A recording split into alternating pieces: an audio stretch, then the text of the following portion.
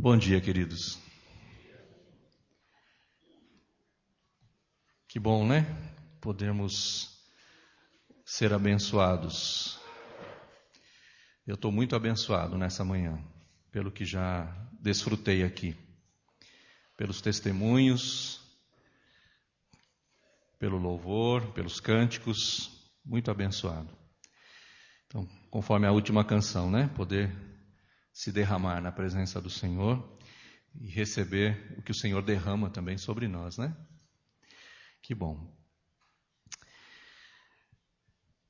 Eu sei que existe uma onda atualmente de pessimismo, eu acho que tem muito a ver com pessimismo. Tem um pouco de realidade, mas acho que tem muito pessimismo invadindo o nosso mundo, né? Esse mundo globalizado.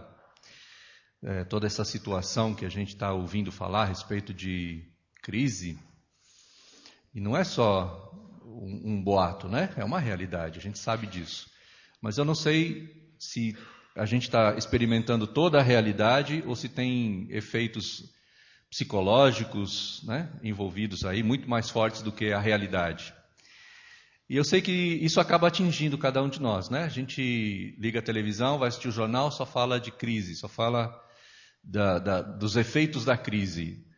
Essa semana, conversando com o Paulinho, meu filho, ontem, né, conversando com o Paulinho, que está lá em Goiânia, ele falou: "Ih, pai, aqui passou facão, né?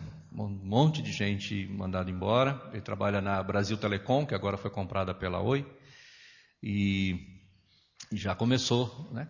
Ele falou: "Só meus amigos aqui, supervisores, foram 25. Então, está um clima muito tenso. Passamos uma semana muito tensa. Vinha trabalhar e todo mundo, se olhava para o rosto das pessoas, estava todo mundo tenso, né? Então, dizem que passou, né? Que o facão já passou, já está guardado. Não sabe quando volta, mas por enquanto está guardado. Mas muito tenso. E ele, logicamente, sofre os efeitos, como todo mundo e todos nós, né? A crise. Eu acho que essa crise revela o quanto nós somos suscetíveis à questão da ansiedade, né? A ansiedade que toma conta do nosso coração, exatamente por a gente não conhecer o futuro, né? A gente não sabe o que vai acontecer daqui 1 minuto, 1 segundo, a gente não tem segurança, não tem controle dessas coisas, e isso acaba trazendo essa ansiedade. E é verdade que muita gente acaba, por conta disso, sendo oprimido mesmo, né? Muita gente sai do nível natural e normal da ansiedade humano e acaba mergulhando, mesmo de cabeça nisso, e muita gente acaba sendo oprimida, porque acaba o seu coração muito vulnerável, né? E acaba permitindo que o próprio diabo, Satanás, acaba oprimindo essa pessoa, né? Traz opressão mesmo. Deixa de ser uma coisa somente emocional e passa a ser uma coisa espiritual mesmo. E muitas pessoas vivem um verdadeiro inferno, né? Por conta dessa situação, por conta de não saber lidar, especialmente com essa questão da área financeira, da área material. Muita gente nos nossos dias vive como verdadeiros escravos de instituições financeiras, né?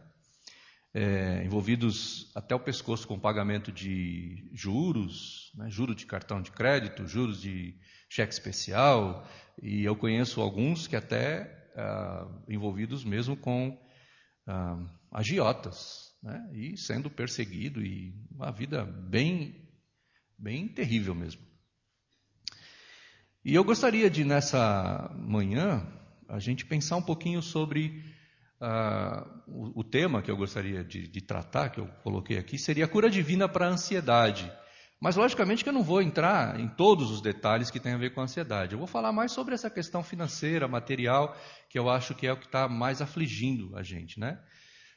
Estava lendo alguma coisa também, estava recebendo alguns e-mails de algumas pessoas falando dos decassegues, né, que estão lá no Japão, passando uma situação muito difícil, né? Gente morando embaixo da ponte, literalmente, né?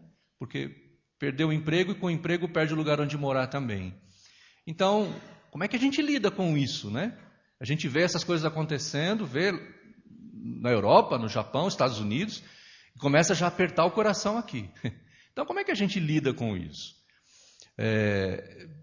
Vou falar basicamente sobre um assunto, né, ligado à ansiedade, mas na questão da financeira e material. Já está aparecendo um banguelinha rindo ali?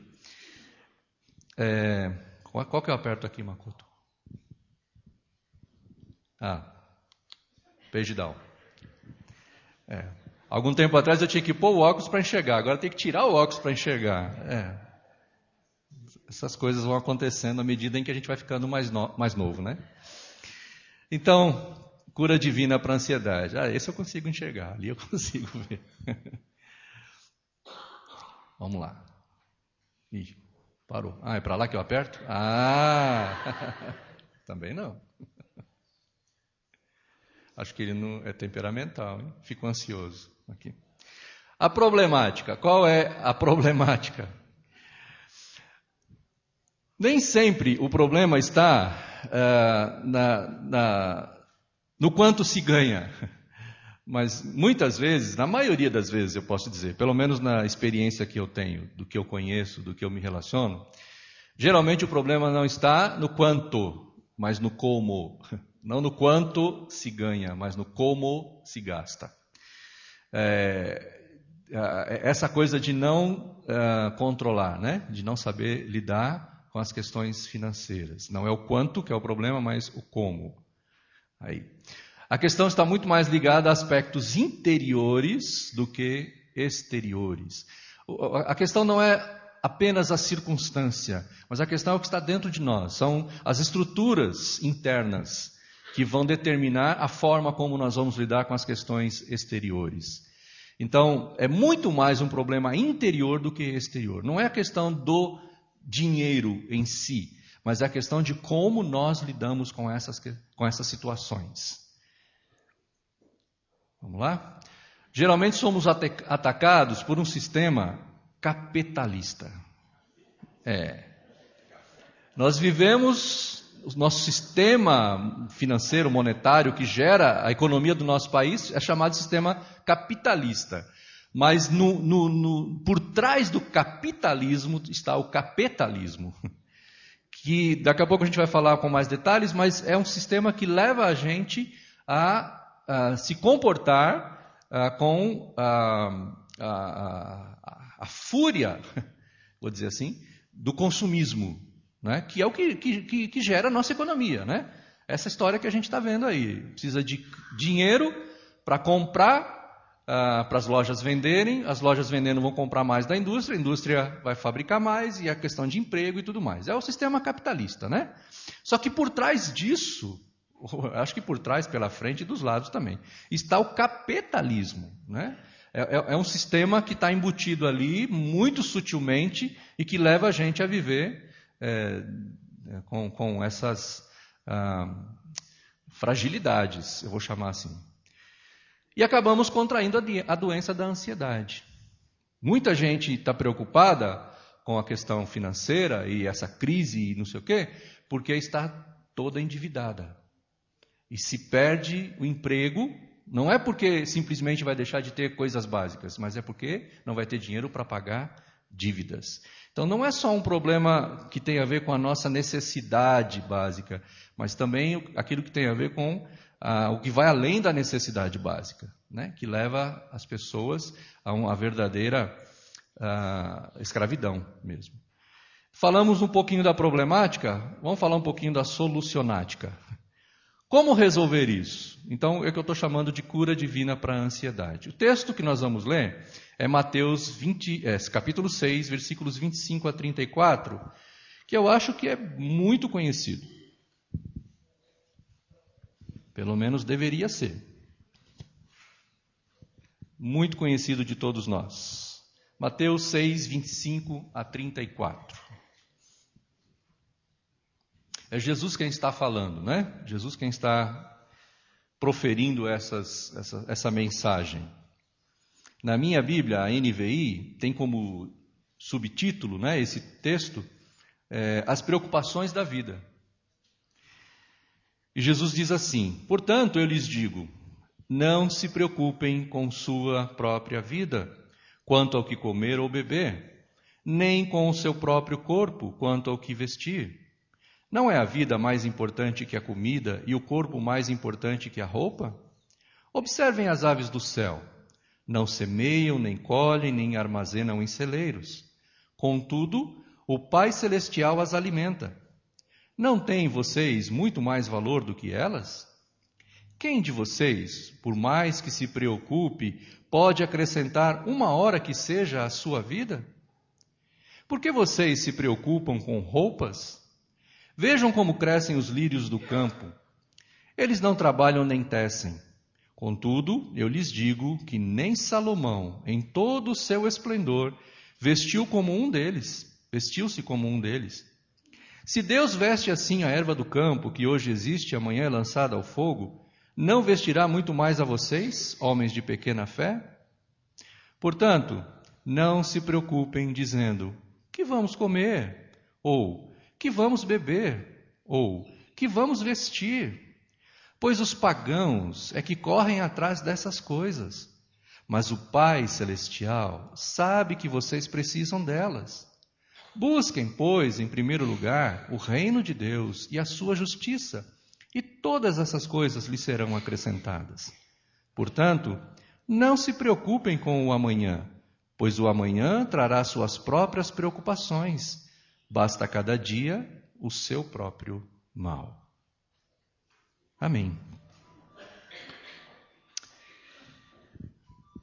Vamos começar, olhando para este texto, buscar elementos que possam nos ajudar a curar a ansiedade dentro do nosso coração.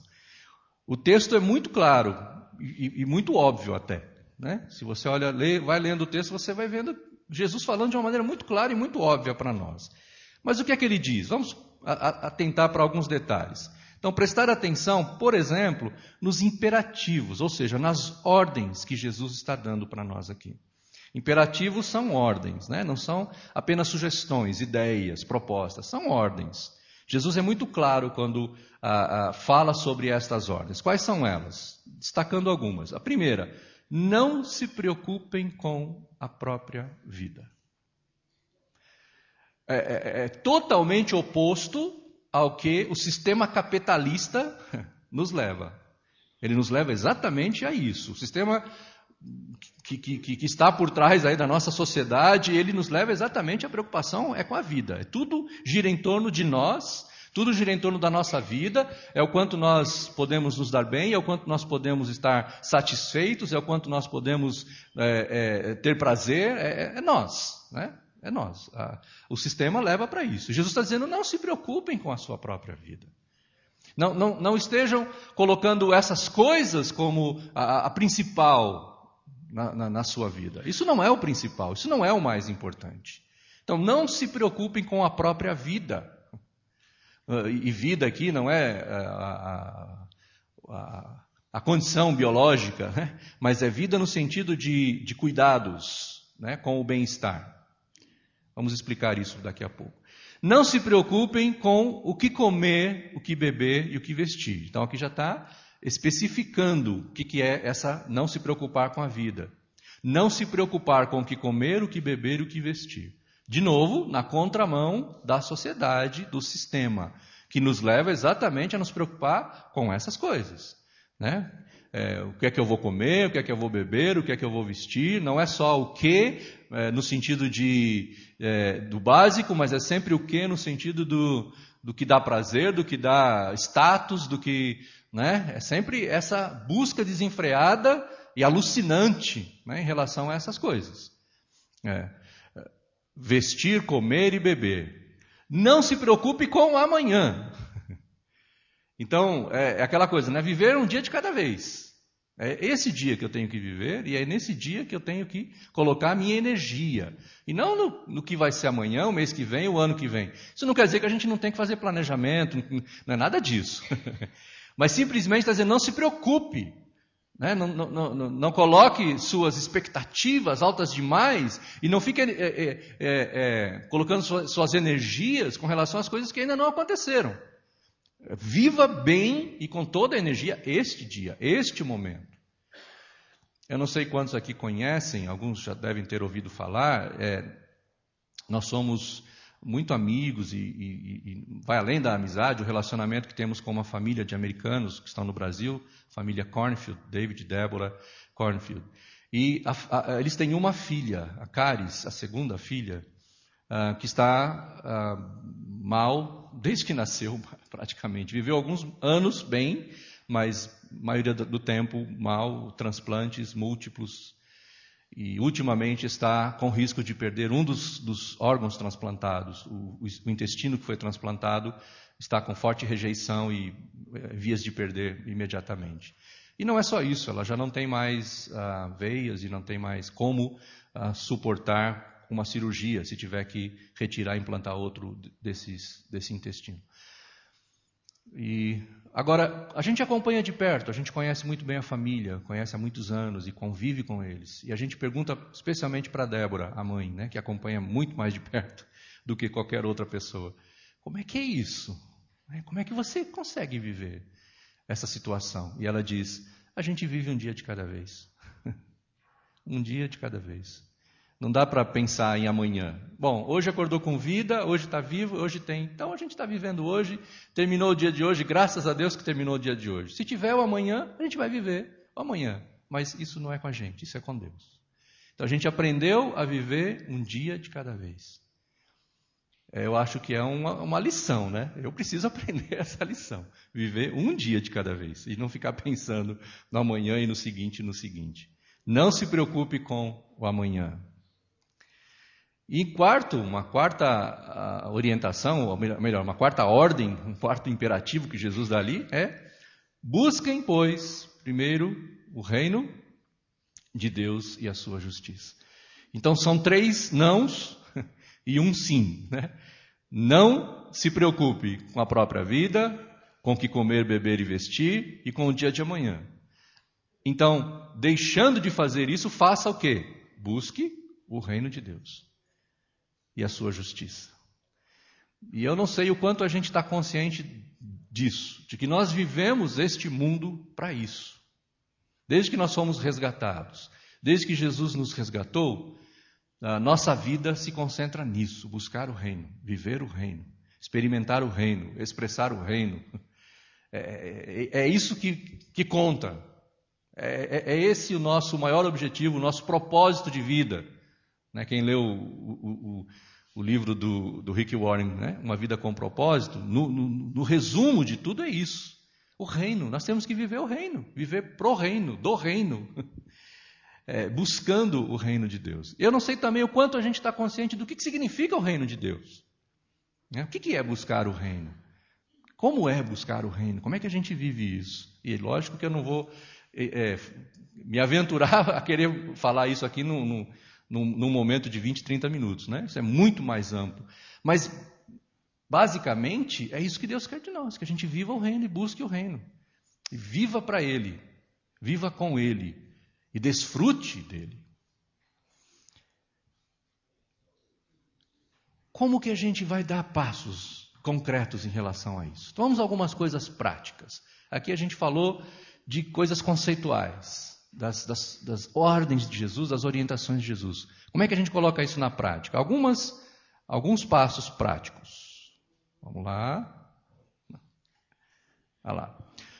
Primeiro, reconheça o pecado. No versículo 25, Jesus diz assim: portanto, eu lhes digo, não se preocupem. E vai repetir isso em alguns outros momentos. Não se preocupem. Se a gente está se preocupando, a gente está desobedecendo a uma ordem. Jesus diz, não se preocupe. Se a gente se preocupa, a gente desobedece. Desobediência é pecado. Mas eu não consigo. Bom, você tem que ir lá e dizer para Jesus, Jesus, eu não consegui. Eu pequei. Mas diga como pecado. Me perdoem se você tem essa prática, me perdoe de discordar, mas eu tenho dificuldade com algumas vezes que a gente vai orar e a gente vai falar e a gente ora dizendo assim, Senhor, perdoa os meus pecados. eu tenho um pouco de dificuldade com isso, porque eu entendo que pecado é para ser confessado. Não dá para perdoar se não houver confissão. E eu entendo Jesus perguntando assim para nós, mas qual deles? A gente fala todos, e Jesus fala assim, então enumera. Pelo menos os que você lembra. Então me perdoa os pecados, o pecado da omissão, o pecado da mentira, o pecado da má educação, da falta de gentileza. Aí você pode ir falando. E aqui no caso, me perdoa o pecado da preocupação, da ansiedade, que eu deixo tomar conta do meu coração. Me perdoa porque eu não estou conseguindo viver essa não preocupação. Me perdoa porque eu não estou conseguindo viver essa realidade da busca do reino. Me perdoa porque eu estou investindo demais as minhas energias, meus pensamentos, minhas noites de sono, nas coisas que eu não tenho controle. Como é que eu vou controlar as coisas? Você tem controle sobre a crise mundial? Nem o que é chamado, né, de maior, aí, o presidente da maior potência do mundo, ele não tem controle sobre isso. Se a gente pudesse eleger alguém aí que tivesse, né, ele não tem controle sobre isso. Está lá se matando, se arrebentando. E a gente está ansioso. Mas eu não posso lidar com isso. Isso é pecado. Jesus está dizendo, não se preocupe, e eu estou me preocupando, eu estou desobedecendo, então é pecado. O quebrantamento do nosso coração é a primeira coisa, o que primeiro vai trazer cura para a nossa alma. É o reconhecimento, é se prostrar diante do Senhor. Então, antes de ir lá e pedir para o Senhor, protege o meu emprego, protege a minha empresa, pode orar pedindo isso, não é pecado fazer isso, mas antes disso, busca quebrantamento do seu coração. E diz, Senhor, me perdoe, mas eu estou preocupado, eu estou ansioso, e sei que isso não é o que o Senhor quer de mim. Eu sei que essa não é a tua vontade para mim, mas é o que eu estou sentindo. Agora, não seja hipócrita, né? Fala para o Senhor exatamente o que está sentindo. Eu estou ansioso, eu estou preocupado, eu estou desesperado, sei lá, o que tiver no coração. Diz para o Senhor. O Senhor aguenta ouvir o que você tem para falar para Ele. Ele vai ouvir, com certeza, com o olhar ou com ouvidos, né, de Pai, de Deus, como a gente tem lido aqui. Não vai condenar a gente. Se tivesse condenar, a gente já estaria condenado, já estaria no inferno, né? Mas Ele quer ouvir nossa confissão. Então, reconheça o pecado. Segundo passo, reconheça o cuidado de Deus. Quem é que cuida? É Deus, não sou eu. Versículo 26, Jesus está dizendo o quê? Observem as aves dos céus, não semeiam, nem colhem, nem armazenam em celeiros, contudo, o Pai Celestial as alimenta. Não tem vocês muito mais valor que elas? O que Jesus está dizendo? Se o Pai cuida das aves, não vai cuidar de vocês? Que são muito mais importantes do que elas? O Pai cuida. Ele cuida de nós. Precisamos reconhecer isso. Ele tem cuidado com a nossa vida. Ele está vendo o que está acontecendo com a gente. E Ele cuida melhor do que qualquer um. Melhor do que nós mesmos. O cuidado que Deus tem por nós é melhor do que o cuidado de qualquer outra pessoa. Agora, aí a gente teria que entrar, né, em alguns outros aspectos, e eu não vou entrar nisso aqui, mas precisamos conhecer Deus como Pai. É muito fácil na mente saber que Deus é Pai. Às vezes é até fácil crer em Deus como Pai, mas experimentar Deus como Pai é um pouco mais fundo, vai um pouco mais longe, precisa de um pouco mais de contato e relacionamento com Ele. Mas é isso que nós precisamos, reconhecer que Deus cuida de nós como um Pai, um verdadeiro Pai. E aí, conversando com alguém outro dia a respeito disso, aí a pessoa disse assim, mas a experiência que eu tenho com o Pai não é muito boa, não. A experiência que eu tenho com o meu Pai não é lá muito legal, não. Eu, se não saísse para cuidar de mim, se eu não fosse atrás das minhas coisas, meu Pai não vinha, não. Se eu não... E vem lá um monte de histórias verdadeiras, tristes muitas vezes, verdadeiras. E aí quando você fala, Deus cuida de você como um pai, aí a pessoa diz assim, eu já sei o que é pai. Então se eu não for à luta... Não, esse pai aqui, Deus Pai, é pai de verdade. E é pai que cuida. E que está pronto para cuidar, disposto a cuidar, que investe em cuidado de nós. Precisamos reconhecer isso. Jesus passou a maior parte do ministério dele ensinando para as pessoas que estavam próximas a ele, e ficaram os registros, querendo mostrar, revelar, fazer que as pessoas entendessem quem era Deus, o Deus Pai. Então nós precisamos conhecer Deus como Pai, que cuida de nós. Reconhecer que Deus conhece nossas necessidades. Porque às vezes parece que a gente vive de uma forma que quem conhece as necessidades somos nós, só nós. Deus conhece nossas necessidades muito mais do que nós. Então, reconhecer o conhecimento de Deus. Aliás, Deus conhece a nossa necessidade e sabe como suprir as nossas necessidades.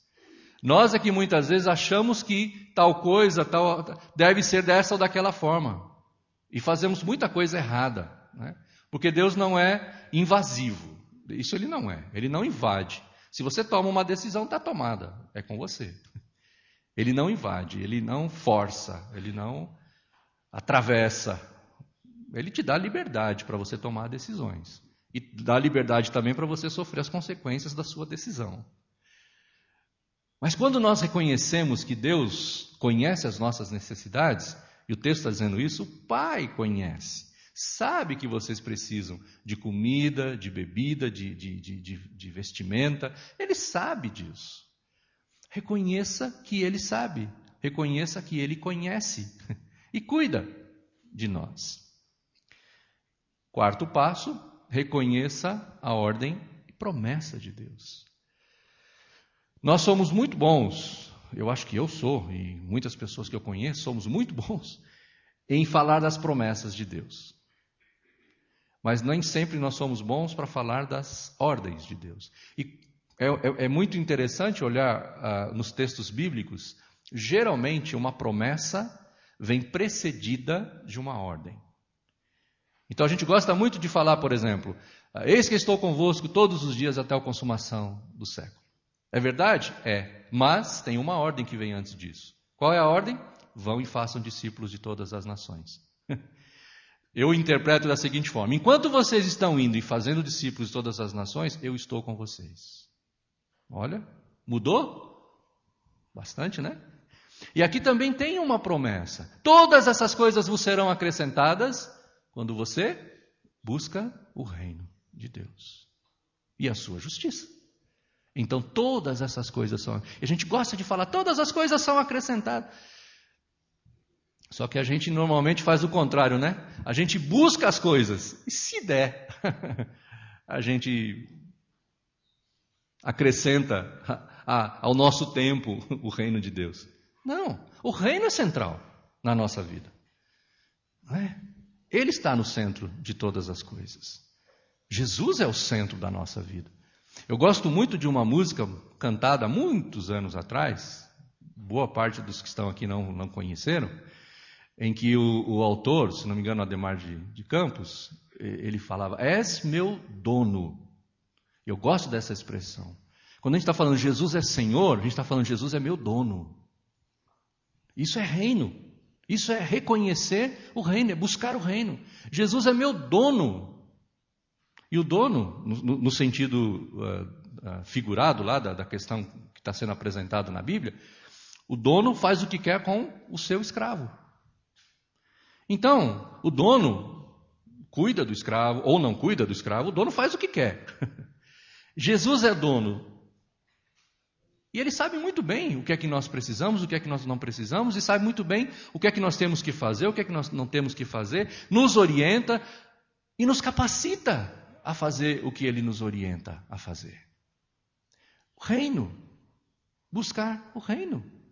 E a sua justiça. A justiça de Deus. Justiça ali é a vida equilibrada dentro do propósito de Deus para nós. A busca da vida segundo o propósito de Deus.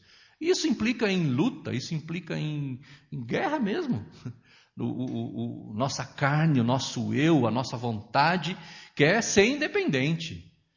Estava lendo há pouco tempo atrás um livro, Outra Espiritualidade, o Ed René, que escreveu esse livro, ele está falando que a maior dificuldade que nós temos não é servir no sentido de vir ao culto, não é isso. Nossa maior dificuldade não é a vida religiosa. Nossa maior dificuldade é confiar em Deus.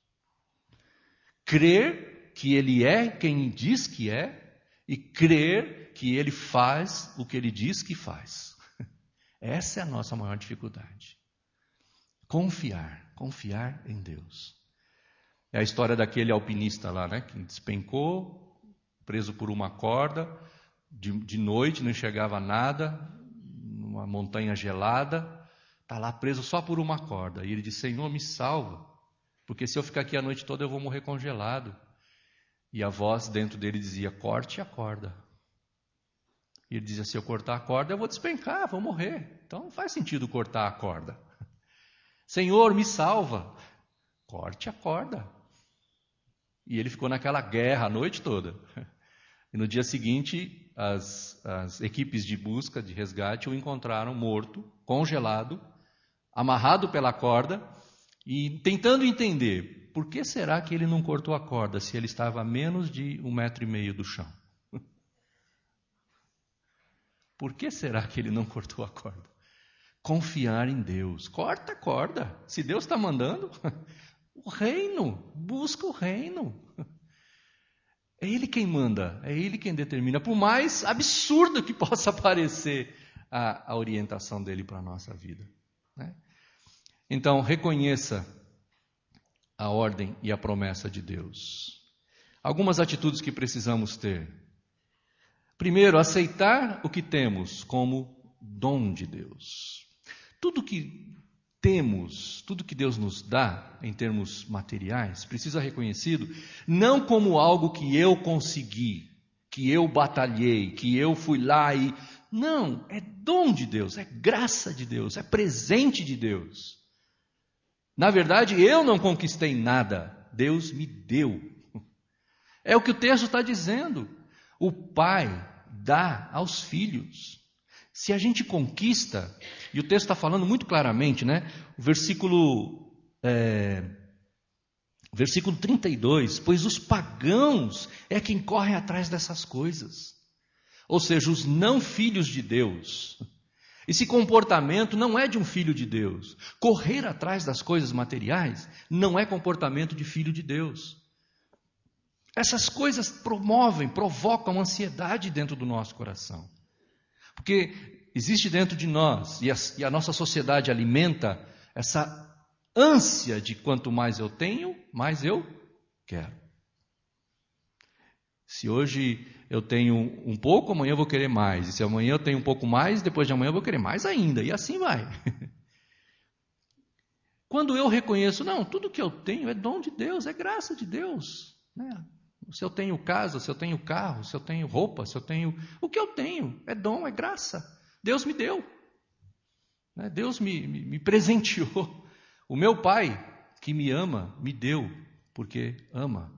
E porque tem alegria e prazer em abençoar os seus filhos. Qual a minha participação nisso? Eu estou buscando o reino. Agora, deixa eu explicar uma coisinha aqui com relação à busca do reino, irmãos. Só uma explicaçãozinha, rápida. Buscar o reino não é passar o dia todo na igreja. Buscar o reino não é ser pastor ou missionário. Buscar o reino não tem a ver necessariamente com a igreja. A igreja está dentro do reino, mas não é o reino. Buscar o reino tem a ver principalmente em colocar sua vida a serviço ou a mercê, né, de Deus. Ele governa a minha vida, Ele controla a minha vida. E tudo que eu faço é para Ele, é para a glória dEle. Então, se eu vou trabalhar, seja lá qual for a minha profissão, eu não vou trabalhar para ganhar dinheiro. Eu vou trabalhar para a glória de Deus. Se eu sou um médico, eu vou ser o melhor médico que eu puder ser, para a glória de Deus. Então eu vou fazer cursos, eu vou me especializar, eu vou ser o melhor que eu puder, para a glória de Deus. Consequentemente, Deus me abençoa.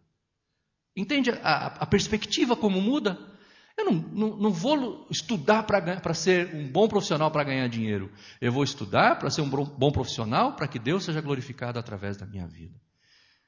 Seja eu um médico, seja eu dentista, seja eu um auxiliar de escritório, seja eu o que for. É para a glória de Deus, não é para ganhar dinheiro.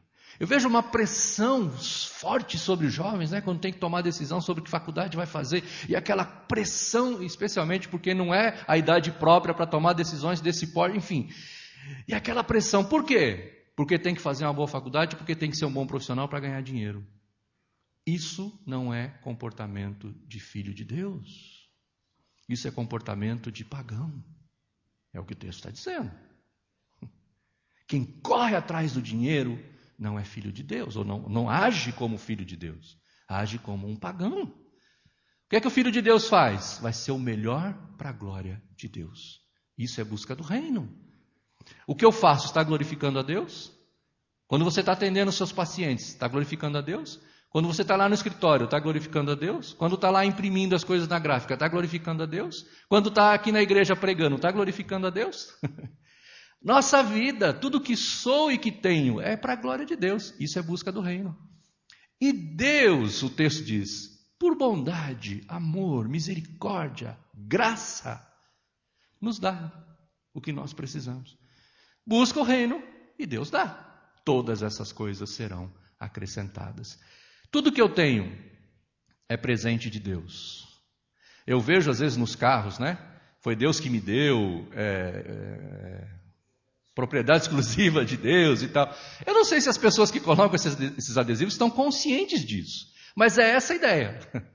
É essa a ideia. É de Deus, é para Ele, para a glória dEle. Claro que eu vou cuidar bem, claro que eu vou ser um bom mordomo, né? Vou cuidar bem do que Deus me dá, vou administrar com fidelidade, porque é dEle, porque Ele me deu e não posso fazer qualquer coisa, cuidar de qualquer jeito.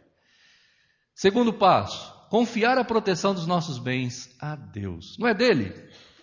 Então, quem é que cuida bem deles? Dele, ele, é dele. É claro que eu vou fazer a minha parte, né?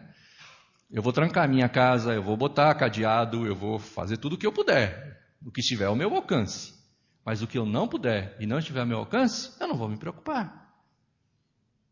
Eu sei que muita gente, às vezes, eu conheci algumas pessoas, né, que, por exemplo, quando estavam na reunião, no culto, na adoração, daqui a pouco levantava e ia lá fora, daqui a pouco voltava, daqui a pouco ia lá fora. Por que é que você sai tanto na hora do culto? É para ver se meu carro está lá e está tudo bem. Deixa que Deus cuida. E se levarem, levou. Vai fazer o quê? Não tem controle sobre certas coisas. A gente não controla certas coisas. Por mais que a gente queira. Por mais que a gente lute. Tem coisas que a gente não vai controlar. A gente pode dificultar às vezes. Mas controle a gente não tem sobre as coisas. Então confia que Deus protege as nossas coisas. E disponibiliza. As coisas que Deus nos dá não é só para nós, mas é também para servir aos outros. Eu não estou falando só de coisas, né? Aqui especificamente coisas, mas nossa vida. Se Deus está nos dando vida, por que Ele nos dá vida? É para abençoar os outros. Não é só para nós desfrutarmos, não. Mas é para colocar à disposição dos outros. Então, seja o que tivermos, coloque à disposição das pessoas. Invista em pessoas, o que tem e o que é. Algumas dicas que eu vou passar rapidinho. Olha lá. Isso, certamente, quem tiver maior interesse, procura depois o Elcio e a Vanessa e vai ter muito mais informações no curso do Crown. E lá você vai certamente ter muito mais orientações a respeito. Aqui só vou passar por cima, né? Compre as coisas por sua utilidade. A maioria das pessoas compra as coisas pela marca. Use roupas por sua utilidade. De novo, não só pela marca. Rejeite as coisas que estejam viciando. Cuidado com os vícios. Pessoal, não bebo, não fumo, não sou viciado. Às vezes tem gente viciada em outras coisas. Tem gente viciada em chocolate. Ainda fala, né? Eu sou chocolatra. É chocolate, então para de comer chocolate. Isso é vício, e vício é pecado. Então cuidado com o vício. Olha, trabalhar também é vício, hein? Tem gente viciada em trabalho. Tem gente viciada em internet. Tem gente viciada em tanta coisa. Cuidado. Está controlando? Rejeite. Fuja da pressão de ser dominado pela propaganda. Né? A gente sabe que a propaganda leva ao consumismo, por exemplo. Cuidado com as facilidades de pagamento. O brasileiro, geralmente, na maioria das vezes, não pensa muito no total, né? Ele só pensa na prestação. Consigo pagar? Vai lá e compra. Não avalia os juros que está pagando, não avalia se aquilo vai valer o tanto, né, que está pagando. Enfim, cuidado com as facilidades, especialmente esse negócio de cheque pré-datado, né? Dá cheque pré-datado e depois corre atrás, né? Uma vez eu fui numa igreja que eu fiquei escandalizado. Eu já vi muita coisa na minha vida, mas naquele dia eu fiquei escandalizado. O pastor dizendo para as pessoas: dê uma oferta, faça um cheque. Dê o cheque pré-datado para 30 dias. Mesmo que você não tenha saldo, faça o cheque. Depois Deus vai depositar lá na sua conta. Até na igreja já tem essas coisas, né? Então, cuidado com isso. Eu até, hoje em dia, nem uso mais talão de cheque. Estou fugindo mesmo. Então, cuidado com essa coisa de facilidade de pagamento. Habitue-se com o orçamento doméstico, né? Fazer orçamento. Aí um dia eu estava conversando com alguém sobre isso, ele disse: mas eu ganho tão pouco que não vale a pena fazer orçamento doméstico. Eu falei: você se engana, porque ganha pouco é que precisa fazer o orçamento doméstico. É um engano, né? Então, mais informações, mais detalhes, pode conversar com o Elcio e a Vanessa, eles vão dar essas orientações para vocês também. Busque alguém com quem compartilhar. Está enfrentando dificuldade, não está conseguindo lidar, está quebrado. Busque alguém, busque ajuda, converse com alguém para te ajudar nisso. Pelo menos orar com você, pelo menos buscar de Deus uma palavra para você poder compartilhar, conversar. De preferência, alguém que tenha uma vida financeira estável, sólida, para poder também compartilhar suas experiências. E por último, eu coloquei ali: invista em missões. Porque investir em missões leva você a perceber que existem outras pessoas com necessidades e que você pode compartilhar, você pode ajudar essas pessoas. Precisamos de cura para a ansiedade que está no nosso coração. E essa ansiedade só pode ser curada pela palavra de Deus. Resumindo tudo isso, busque o reino de Deus e a sua justiça. E todo o resto vai ser acrescentado. É simples. E alguém disse assim: não pode ser tão simples assim. Pode. O cristianismo é simples. O cristianismo simplifica a nossa vida. Nós é que ficamos atrapalhados porque muitas vezes damos ouvidos ao sistema. A esse sistema não apenas capi, mas capitalista. Vamos orar? Pai Santo, nós, diante da Tua palavra, acho que isso que conversamos aqui, ou pelo menos tocamos no assunto, levanta muitas perguntas. Eu tenho muitas perguntas a respeito disso ainda, e creio que os meus irmãos não são muito diferentes de mim. Então pedimos que o Senhor, pelo Teu Espírito, que cuida de nós, que tem interesse em que tenhamos uma vida equilibrada, uma vida justa, esse mesmo Espírito certamente pode nos conduzir às respostas. Não apenas respostas especulativas, mas respostas que nos levem à mudança de comportamento. Por favor, Pai, que Teu Espírito faça essa obra em nossas vidas. E que todos nós, Teus filhos, possamos viver de fato como filhos. Não buscando prazer, não buscando satisfação, preenchimento de alegria ou de vazio, através das coisas materiais, mas buscando de fato o reino, buscando o Senhor, descobrindo no Senhor o verdadeiro prazer, o maior prazer, a maior alegria, a maior felicidade, para que tenhamos, como diz Tua palavra, uma vida de contentamento neste mundo em que vivemos.